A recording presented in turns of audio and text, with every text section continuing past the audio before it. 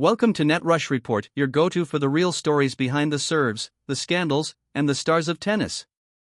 If you live for the drama on and off the court, make sure to hit that subscribe button and turn on notifications so you never miss an update from the front lines of the ATP and WTA tours.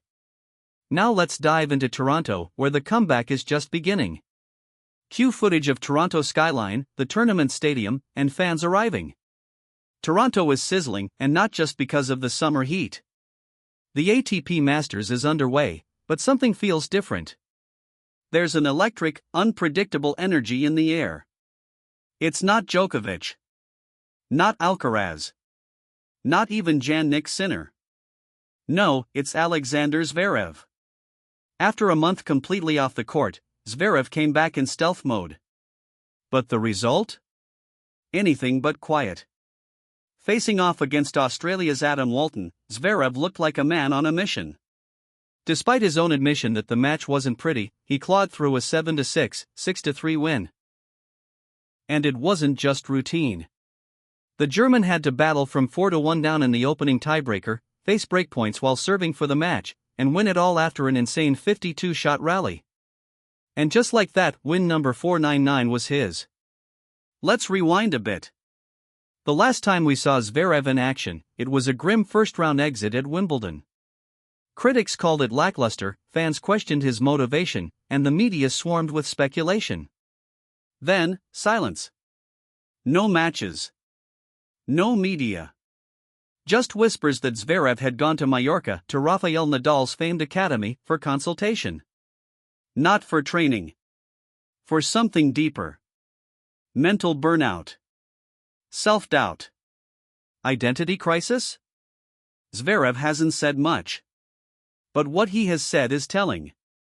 Sometimes it's just about winning. It was not the prettiest match, though. That's a man focused on process, not perfection. And that's dangerous for everyone else on tour. Adam Walton may not be a household name, but Zverev couldn't afford to take him lightly. And he didn't. In fact, the stats tell a story of control until the very end. Zverev didn't face a single breakpoint until he tried to serve out the match. That's when nerves crept in and Walton pushed back. Down 0-40 at 5-3, Zverev cracked, but then broke right back as Walton double faulted on match point. Poetic. And that 52-shot rally? It was tennis theater at its finest. Two athletes grinding for every inch of court, refusing to give up. The crowd went wild. The commentators ran out of breath. And Zverev? He just kept going. But Toronto isn't just the Zverev show. With both Jannik Sinner and Carlos Alcaraz missing from the tournament, injuries and fatigue taking their toll, it's given the rest of the field a rare chance to seize momentum. And some are rising to the occasion. Lorenzo Musetti, Italy's mercurial genius, looked sharp in a 7-5, 6-1 demolition of Aussie James Duckworth. Musetti's been inconsistent this year, losing his only grass match, and bowing out early in Washington. But here? He looked dialed in, breaking at 5-1 with a Duckworth double fault and sealing it with an ace. His 17 winners and 82-minute win reminded everyone why he was once a Roland Garros semi-finalist. Next up? American teenager Alex Michelsen, who just took down Tomas Barrios Vera in straight sets. That's a popcorn match waiting to happen. Meanwhile, Holger Rune might just be Zverev's biggest threat. The Danish firebrand, who had been quiet since his first-round Wimbledon loss, took out the massive serving Frenchman Giovanni Pesce-Pericard in straight sets, 7-6, 6-3. It wasn't smooth sailing. Rune had to dig deep in the tiebreak and manage a match where rhythm was scarce and margin for error was razor-thin. But he played smart. Controlled his serve. Minimized unforced errors, just 10 for the entire match. It was a tricky one, Rune admitted. Not a lot of rhythm, big server, but I served well when it mattered. And that's what matters most at this level. This is Rune's first hardcourt win since March at Indian Wells. He needed this. The tour needed this. A confident Rune brings chaos, and we love it. Don't sleep on Casper Ruud, either. The Norwegian baseliner handled Roman Safile in 6-3, 6-3, in a match that showed what experience and consistency look like. No flash. No drama.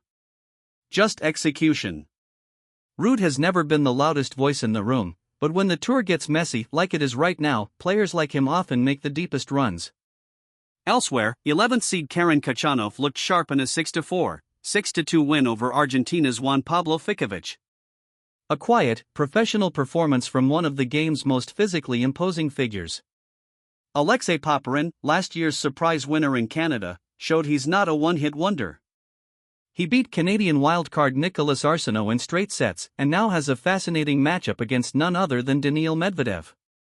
Speaking of Medvedev, the former champion came through a tough match against Czech lucky loser Dalibor Ciercina. It ended 7-6, 6-4, but not without some turbulence. Over 40 unforced errors from Medvedev kept the door open, but his big match experience sealed the deal. But heartbreak?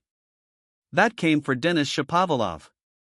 The Canadian fan favorite lost 7-6, 7-5 to Lerner Tien, extending a brutal losing streak on home soil that dates back to 2019. For Shapo, this one cuts deep. What's wild is how wide open this draw is. Without Sinner or Alcaraz, there's a gaping hole at the top of the bracket. That means opportunity. That means pressure. And that means unexpected heroes or total chaos. Players like Musetti, Rune, and Zverev are all looking to capitalize. And don't rule out Medvedev, Ruud, or even someone like Mickelson pulling off a shock run. For Alexander Zverev, the path doesn't get easier.